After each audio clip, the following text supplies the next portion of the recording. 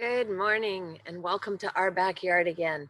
I'm Roxana and I'm here with some more educational tips of how to turn your yard into an edible forest. Right now I'm sitting in our fern bed. You can see the ferns behind me. And back in May, I showed a fiddlehead. So that small curved fiddlehead grows up into the fern frond. And this is the vegetative state behind me. Today we're going to talk about asparagus because we have 2 patches of asparagus in our yard too. So we bought our asparagus 7 years ago from Treemobile. And Treemobile is in southern Ontario, and they bring fruit trees, berry bushes, edible nut trees, edible perennials to your home and help you establish a food forest. So this is the asparagus that people are used to seeing. These shoots that are picked in the spring and you get in the grocery store or at your farmer's market all tied together with an elastic bundle. And then, so these are thicker branches, and then this is a thin shoot. And so these are the kinds of asparagus you get. When you plant your asparagus root, make sure you let it in the ground for 2 to 3 years before you start harvesting it. This skinnier one is from a patch that we just transplanted last year to try and thin it out and spread it.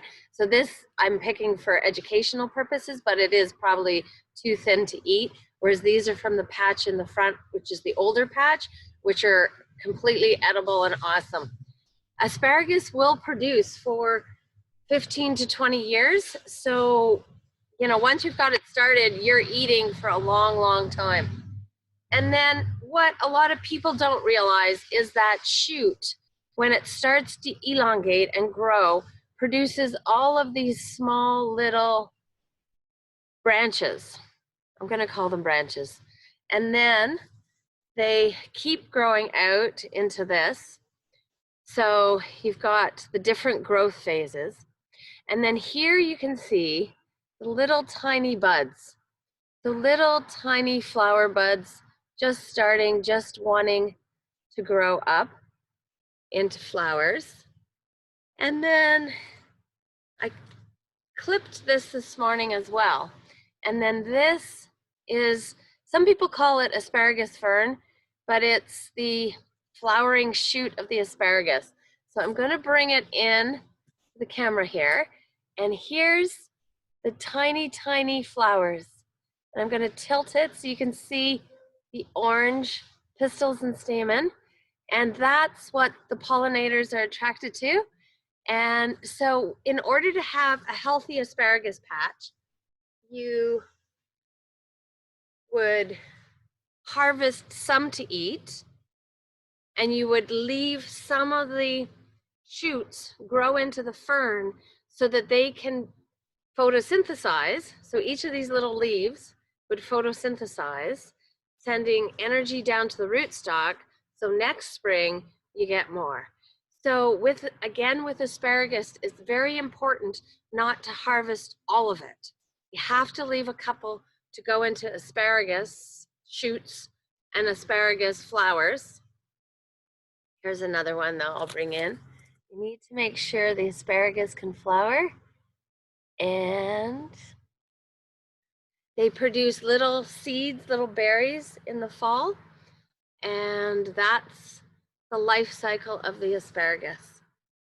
One other thing I'd like to say about eating asparagus is that you can either cut it, like I did to get it out of the patch, or you can just break it, right? So when you're going to put it in the cooking pot, you can just break it, and then that way you know it's not too woody, because you don't want to eat it when it's woody because it's not extra tasty.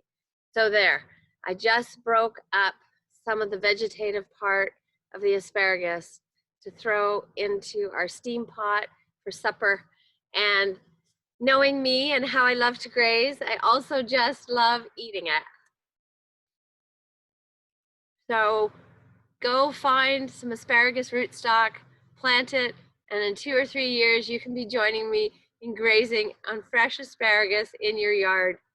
Enjoy, have an awesome day, and we'll connect again with other tips for making an edible food forest. With love and gratitude to all. Have an awesome day.